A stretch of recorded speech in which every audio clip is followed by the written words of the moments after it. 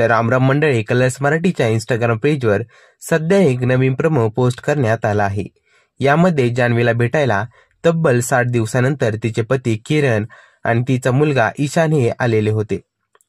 यावेळी तिचे पती किरण तिला म्हणतात, स्वतःवर कंट्रोल ठेव, नॉमिनेशनला घाबरू नको, तू खूप व्यवस्थित खेळत आहे, नॉमिनेशन मध्ये आली म्हणून तू वीक आहेस असं नाही, तुला अंदाज नाही ते मला समजलं, तुला शिक्षा झालीस, तू त्यामधून बाहेर आलीस, आता तळ्यात मळ्यात करू नकोस, ठाम राहा।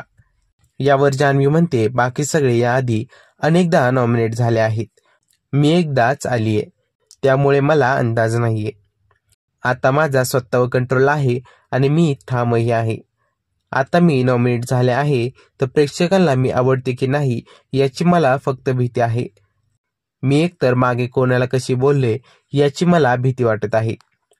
जान्हवीचा नवरा यावरती म्हणतो की तू बोलली पण त्याची शिक्षा देखील तू भोगलीस, तू जेलमधून परत आलीस, तुला नेमकं काय चुकलं हे तुला समजलं, परत तळ्यात मळ्यात करत बसू नको, तू तुझ्या निर्णयावर ठाम राहा।